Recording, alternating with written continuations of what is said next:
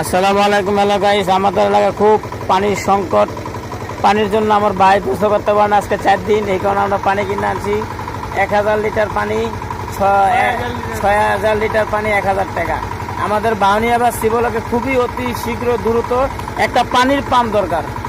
আজ পানির পাম্পের জন্য আমরা ঠিকমতো গোসল করতে পারতেছি না, উজু করতে পারতেছি না, বাথরুম করে পানি খরচ করতে পারতেছি না। এতইটা সংকট, পানিই পাচ্ছি না আমরা।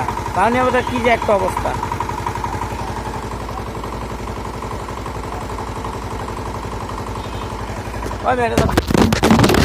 ভিডিও হয় না, ভালো হ্যাং হয়ে গেছে মোবাইল।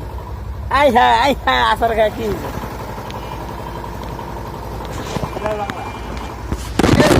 ওটা তো ভিডিও হয় না, এটা তো কোনো সন্দেহ